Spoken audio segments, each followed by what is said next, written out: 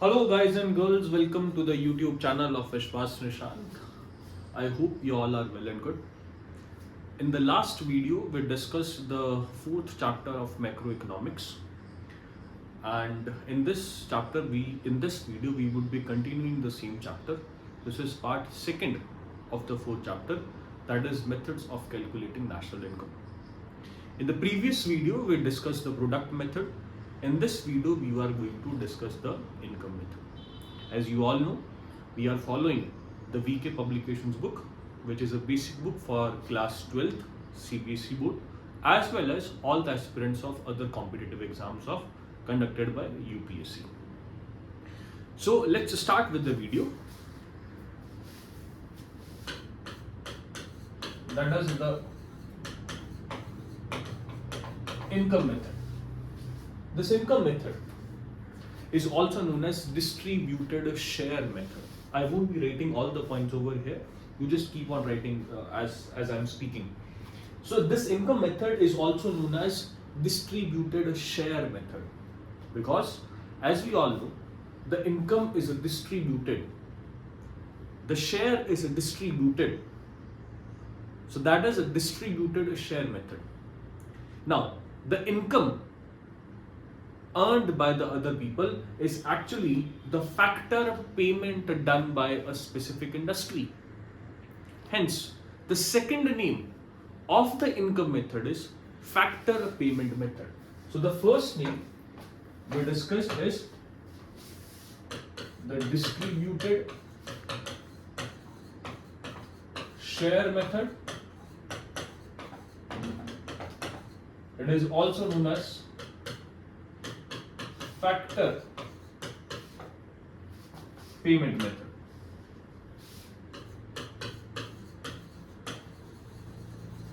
I hope we all are aware what are factor payments, and we are going to discuss in the upcoming minutes of the lecture as well.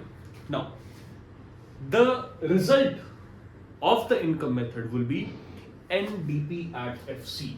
It would be NDP at FC, that is National Domestic Product at factor cost. So if we want to calculate to the national income, that is NNP at FC, obviously we need to convert the domestic income into the national income, and we have already discussed how did we do that. So you need to refer to the previous videos of the same subject. Coming on to understanding the chapter. The chapter can be understood in basic 3 points. The first point is that what are factor income? What are factor income? We are going to answer this first. The second thing we are going to discuss is the classification of a factor income.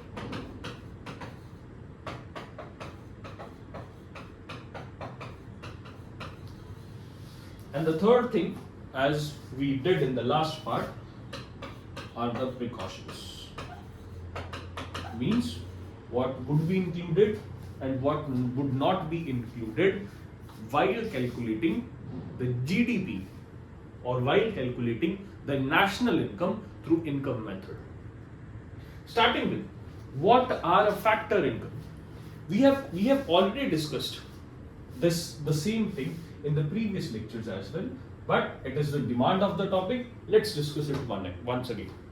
Now, the factor income is that income which is earned by factor services, which is earned by factor services.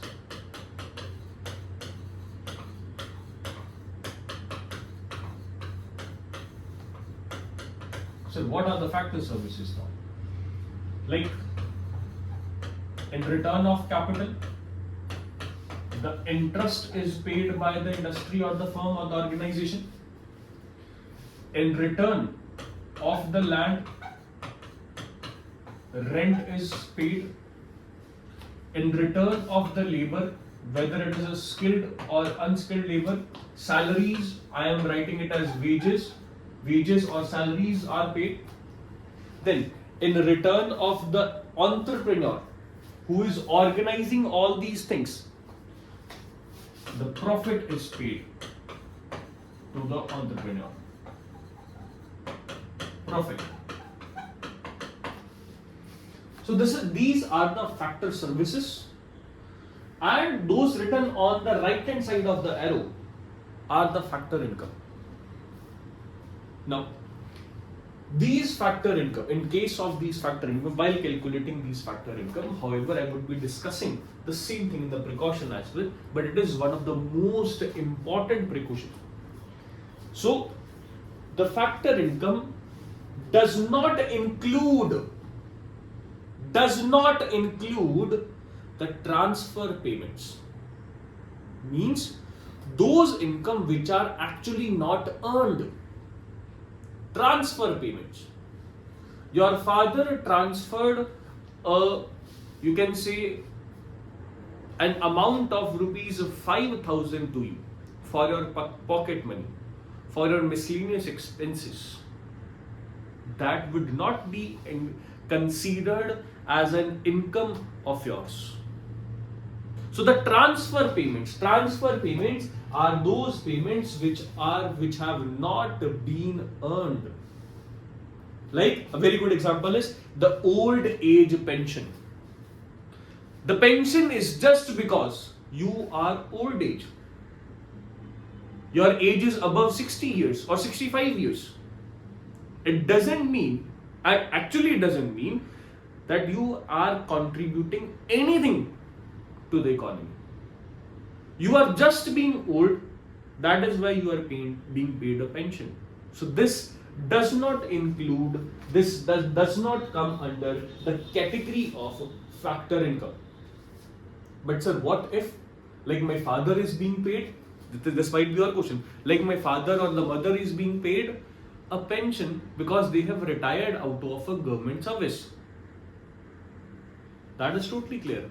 But just because that would be included rather, just because they have already served their part of work till the time they were 60 years of age, and they are being paid because amount was already used to be deducted from the monthly salary. तो वो pension जो अब दी जा रही है उसकी services you have already given to the government. So pension on the retirement, after the retirement, will be considered as the part of the factor income, but pension, just because you are of old age, it won't be included. Fine. Coming on to the classification of the factor income. Classification. Now, while classifying the factor income, it can be classified into three types. The first, that is compensation of employees. The next is operating surplus.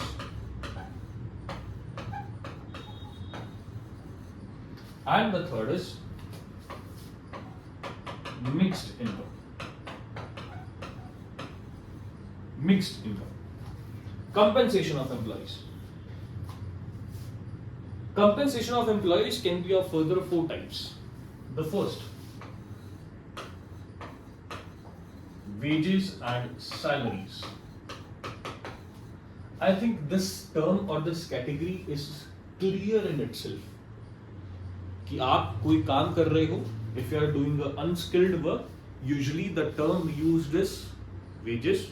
If you are doing a skilled work, usually the term used is salaries.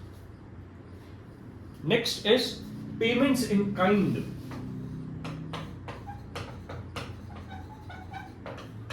Payments in kind. Now, what is payments in kind? When rather being compensating through a cash or through an amount in your account, you are being paid through other materialistic things. Like if you are being placed in some other city for a specific project.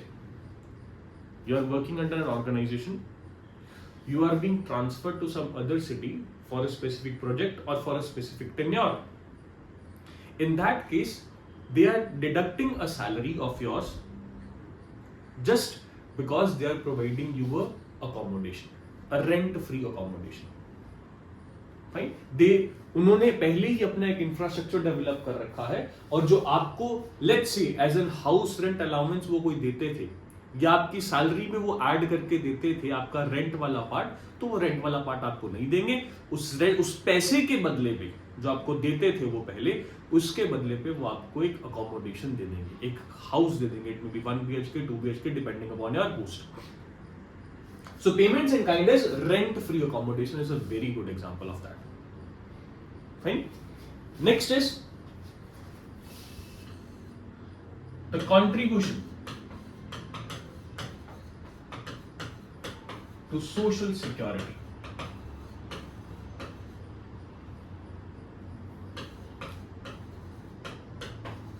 Social security. Now, what is the employer's contribution to social security? That is one of the very good example is Provident Fund. What is a Provident Fund? An organization need to register itself for the Provident Fund. अगर वो खुद को register करती है, so let's say an X amount will be deducted from your being an employee.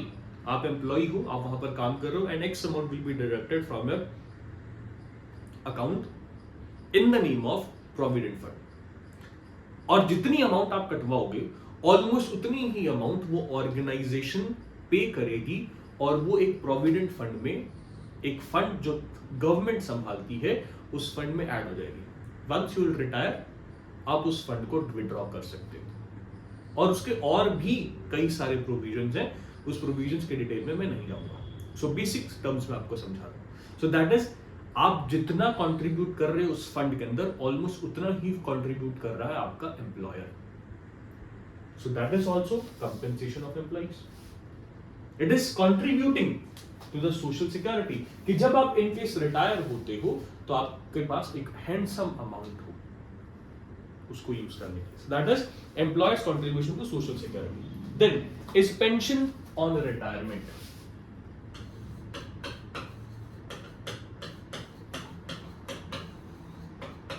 इसके बारे में हम ऑलरेडी पहले पार्ट में डिस्कस करके आगे। That is the pension on retirement. जब आप रिटायर होगे तो आपको एक पेंशन लगेगी, एक मंथली पेंशन लगेगी। वो हर ऑर्गेनाइजेशन के हिसाब से अलग अमाउंट होती है। किसी किसी जगह पर the amount you are getting उसका 50% हो जाता है, किसी जगह पर 40% हो जाता है, तो मंथली आपको वो पैसे आते रहते हैं। तो that is compensation of employees और compensation to employees whatever you can consider it as. Coming on to the operating surplus. Now, what is operating surplus first of all? Operating surplus is the income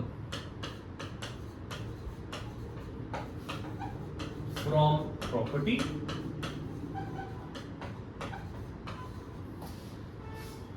and entrepreneurship.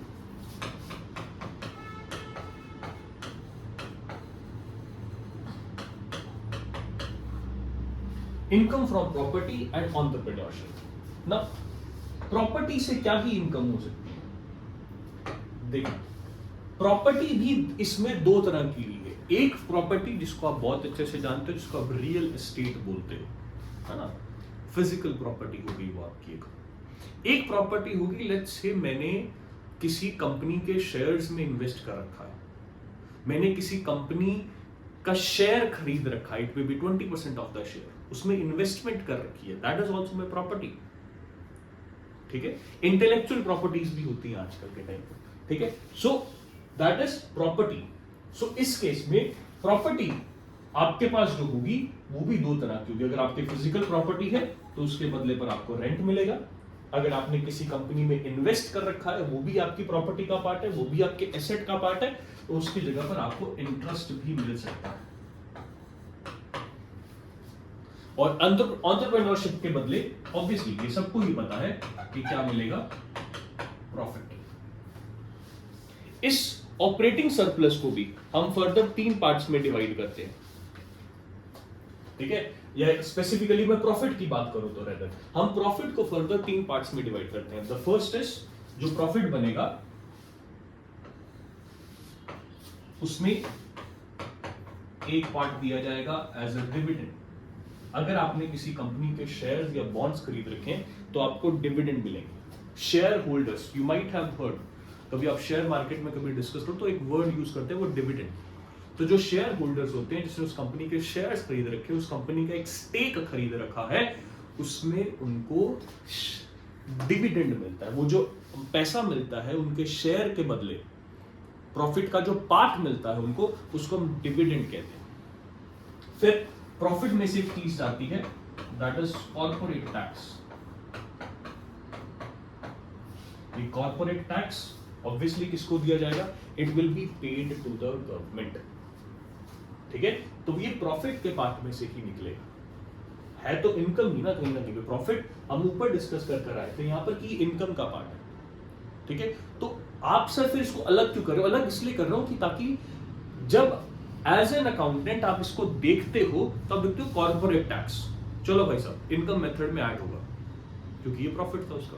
आपने वहां से अलग अलग नहीं उठाना तो आप पूरा प्रॉफिट वाला पार्ट उसको पूरा साथ में उठा लो, ठीक है, ऐसे भी कर सकते हो। तो वो लेवल्स पर है कि आप कौन से लेवल पर कौन सी अमाउंट उठाते हो, ठीक है। ये बहुत बेसिक लेवल पर आ गए। बहुत बेसिक लेवल मतलब कि हमने बहुत ज्यादा ब्रेकअप कर दिया इसका, ठीक है। देन इज अनडिस्ट्रीब्यूटेड प्रॉफिट, ऐसा प्रॉफिट जिसको डिस्ट्रीब्यूट ही नहीं किया गया है अभी तक, ठीक है। सो वो भी आपका क्या पार्ट हो जाएगा? ये हो सकता है कि कंपनी ने खुद ने रिटेन कर लिया है, the company has retained for further expansion, for further investment, कुछ भी हो सकता है, ठीक है। So that is the undistributed profit. So this is operating surplus. Operating surplus में आपके पास ये चीजें आएंगी और करना क्या है इनके साथ? ऑब्वियसली इन सबको ऐड करना है, जो जो चीजें आपको दिख रही हैं सबको ऐड करना है। अगर आपके पास अकाउंट्स में ऑपरेटिंग सरप्लस की अमाउंट डायरेक्ट आ जाती है तो आप इसको किसी को देखने की जरूरत ही नहीं है, you can just pick this, ठीक है।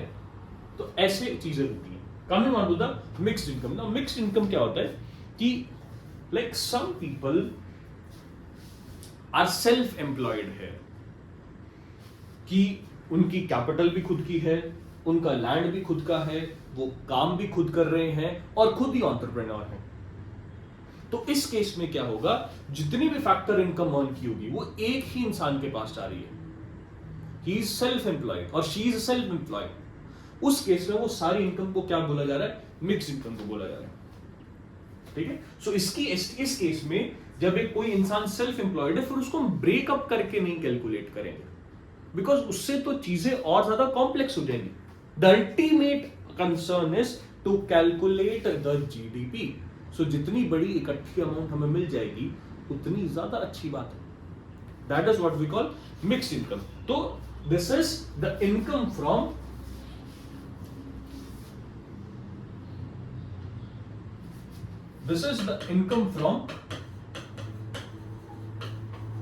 सेल्फ एम्प्लॉयड,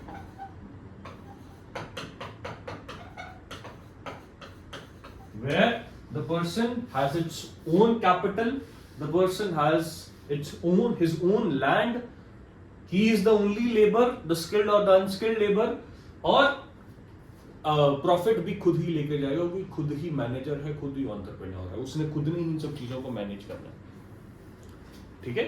सो इस तरीके से आप इसको मार्केट वैल्यू में हम इसको कैलकुलेट कर लेते होते हैं। सॉरी, मार्केट वैल्यू पे नहीं, जो भी सर्विसेज वो दे रहा था, जो भी इंटरेस्ट वो अगर उसने देना होता तो उसको हम इकट्ठा करके एक ही बारी में कर लेते हैं। That is mixed income. Now इस सब का जो टोटल आने वाला है, हमने पहले भी डिस्कस किया, इस सब का जो टोटल आने वाला है that is NDP at FC. NDP at FC obviously इसके अंदर आप क्या करोगे? You would add net factor income from abroad और उससे आप आ जाओगे एनएमपी एट एफसी पे, विच इज नेशनल इनकम। हम प्रीवियस लेक्चर्स में ये ऑलरेडी डिस्कस कर चुके हैं, इसलिए यहां पर मैं इस पार्ट पर ज्यादा एम्फेसाइज नहीं कर रहा हूं, ठीक है, और सेम चीज रिपीट करूंगा तो जो रेगुलर बच्चे हैं उनके लिए प्रॉब्लम आएगी। Fine, now coming on to the precautions वाला part, what is included and what is not included while calculating the income method. Let's look at the precautions now. The first category is those things which are included. The second category is those things which are not included. Now, first point, out of what that is included. अगर आपने कोई commission earn किया है, second hand कोई चीज बेची है, उस पर अगर आपने कोई कमीशन अर्न किया है तो वो आपकी इनकम है। ठीक है, कि जैसे मैंने कोई प्रॉपर्टी का सेल आउट किया या मैंने किसी गाड़ी का सेल आउट किया और उस पर मैंने अपना कमीशन सेट किया कि जितने की गाड़ी बिकेगी उसका 1%, 2%, 10% इज माई कमीशन। बिकॉज मैं मेहनत कर रहा हूँ, मैं सेलर को ढूंढ रहा हूँ, अच्छी गाड़ी ढूंढ रहा हूँ, अपनी एक नॉलेज रखी हुई है कि इंजन में कोई प्रॉब्लम तो नहीं है, क्या गाड़ी एक्सीडेंटल तो नहीं है, या मैं प्रॉपर्टी, वो तो ब्रोकरेज वाला काम हो गया, वो सेकंड पार्ट में आ जाएगा। So when you are earning a commission on sale of second hand goods, और उसको आप क्या बोलोगे, कमीशन, उसको आपको इंक्लूड करना पड़ेगा क्योंकि वो आपकी इनकम है। So the first thing is commission earned on sale and purchase of second hand goods। ठीक है, प्लीज इसको कंफ्यूज मत करना पीछे वाले के साथ। सेकेंड हैंड गुड्स की वैल्यू को नहीं ऐड कर रहा हूं मैं, क्योंकि वो पहले ही प्रोडक्ट मेथड में ऐड हो चुकी है। मैं यहां पर इनकम मेथड की बात कर रहा हूं। आपने इनकम क्या अर्न किया, वो प्रोडक्ट मेथड था, उसको इसके साथ कंफ्यूज मत करो। वो ये चीज थी कि आप इंक्लूड क्या नहीं करोगे, कि सेकेंड हैंड गुड की वैल्यू नहीं इंक्लूड करोगे आप, क्योंकि वो ऑलरेडी प्रोड्यूस हो चुका है, उसकी जो प्रोडक्शन थी वो ऑलरेडी कैलकुलेट हो चुकी है वहां, जब वो फर्स्ट टाइम प्रोड्यूस हुआ था। यहां पर कमीशन की बात हो रही है, तो please differentiated. Now the next is brokerage paid. Brokerage paid on sale and purchase of shares and bonds. I am a broker because without broker आप शेयर्स का या बॉन्ड्स का सेल और परचेज नहीं कर सकते हो। पहले तो एक मैनुअल ब्रोकर होता था, आजकल एप्लीकेशंस भी आ गई हैं जो ब्रोकर का काम करती है। ठीक है, सो वो ब्रोकरेज जो मिलती है आपको, अगर कोई ब्रोकर है तो बॉन्ड्स के शेयर के केस में, शेयर्स के सेल के केस में या परचेज के केस में, उसको हम ब्रोकरेज बोलते हैं। ठीक है, so that is your brokerage paid on sale and purchase of shares and bonds, ये आपकी बिल्कुल इंक्लूड होगी। Now the rent being paid,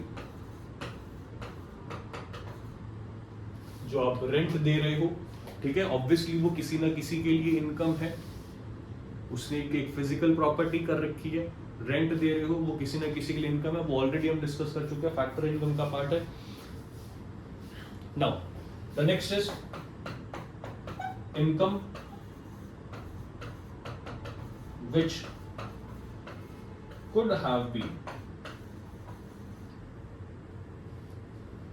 earned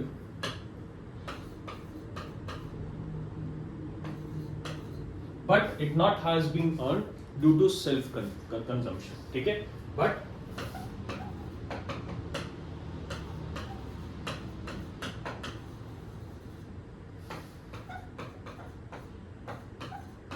due to self consumption. आप कोई चीज बेचकर उस पे इनकम कर सकते थे, लेकिन आपने उसको खुद ही कंज्यूम कर लिया है, तो वो इनकम वैसे तो होनी थी, तो सर हमने खुद ने तो कंज्यूम कर लिया, क्या प्रॉब्लम है? अरे भाई साहब, अगर वो आप चीज प्रोड्यूस ना करते तो किसी और से तो परचेज करते हैं ना, वो उसके लिए इनकम हो जाती, तो वो जीडीपी का पार्ट तो हो गया ना। तो आप कंज्यूमर हुए। बात अलग है कि आप उसी चीज के प्रोड्यूसर हो और आप ही उसी चीज के कंज्यूमर हो, लेकिन कंज्यूमर तो हो ना, और आप प्रोड्यूसर तो हो ना। तो प्रोड्यूसर के एंड से सोच के देखो, वो किसी ना किसी की इनकम तो होनी थी। तो हम इस समय इकोनॉमिक्स के लेवल पर सोच रहे हैं, हम ये नहीं सोच रहे कि घर की खेती है कोई बात नहीं फिर क्या होगा, ऐसे नहीं होता। It's economics. Coming on to the things which are not included.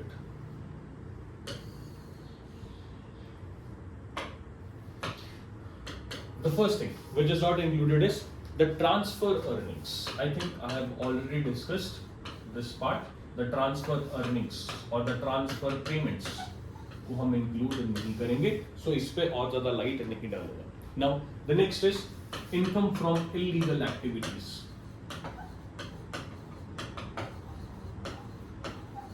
Illegal activities.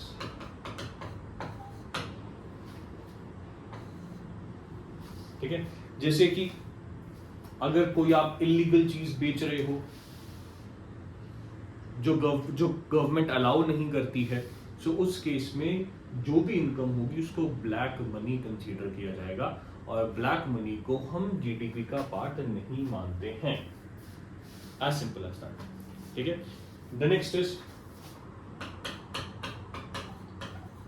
The income from windfall gains, और इसी के नाम से टैक्स भी है। आप हायर स्टडीज में पढ़ोगे, बट अभी यहां पर बेसिक समझ लो, फिर हायर स्टडीज में आपको समझ आ जाएगा कि वो टैक्स क्या चीज है।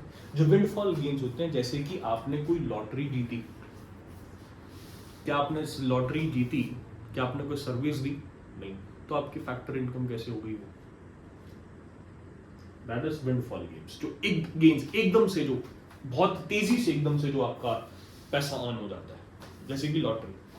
ठीक है, देन इनकम फ्रॉम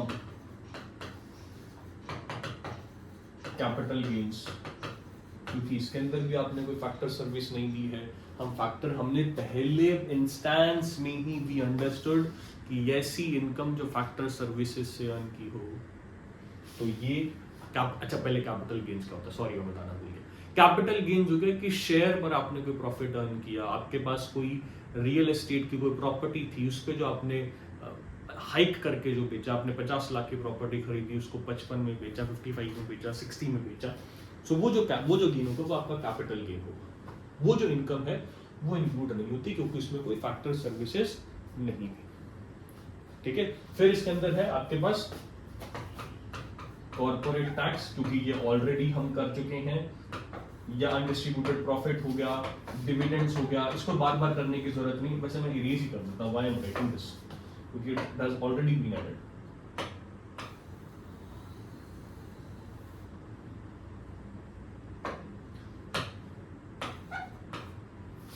ठीक है, सो ये सारी चीजें होगी। इनकम टैक्स नहीं ऐड करोगे, वेजेस एंड सैलरी दोबारा नहीं ऐड करोगे, क्योंकि आप ऑलरेडी ऐड कर चुके हो।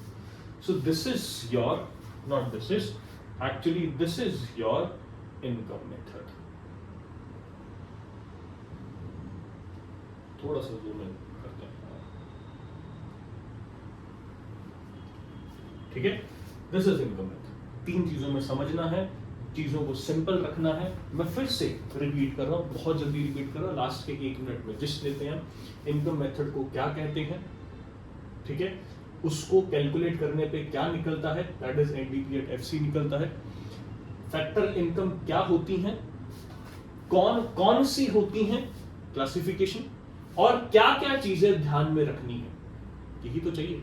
तो जो कौन सी होती हैं उनको आप ऐड कर लो, इनका थोड़ा सा ध्यान रखना कि ये ऐड नहीं करनी है, आपका एनडीपी एट एफसी आ जाएगा, और आपको वैल्यू दी होगी net factor income from abroad की, उसको इसमें ऐड कर देना, एनएनपी एट एफसी आ जाएगा। ब्रॉड लेवल पर समझना है, ये तो क्वेश्चन सॉल्व करने के लिए ब्रॉड लेवल पर समझना है, अगर दिमाग में बैठाना है इस चीज को, तो सिंपल सी चीज है कि इनकम मेथड है कि भाई साहब कंट्री में लोगों ने कितनी इनकम अर्न की, अब आप खुद सोच के देखो कॉमन सेंस के बेसिस पर कि इनकम कैसे कैसे अर्न कर सकते हो। सर इनकम ऑब्वियसली वेजेस और सैलरीज के फॉर्म में, इनकम अगर कोई काइंड में पेमेंट की है, अगर कोई सोशल आपका प्रोविडेंट फंड है, रिटायरमेंट में पेंशन मिल रही है, कोई मिक्स्ड इनकम है, कोई ऑपरेटिंग सरप्लस है, वो रेंट मिल रहा है, इंटरेस्ट मिल रहा है, डिविडेंड मिल रहा है, तो ये क्या है, सारी इनकम ही तो है। कॉर्पोरेट टैक्स सरकार के लिए इनकम है, ठीक है। So this is the point, this is how you should understand that. So please GDP के चैप्टर को इतना बड़ा मत बनाओ, प्रोडक्ट मेथड, टर्म को समझो, टर्म को, और फिर उससे कॉमन सेंस लगाओ क्या चीजें हो सकती है। So this is single page explanation as we usually do in the previous videos as well. So that's all for this lecture. See you in the next lecture. By then, take care.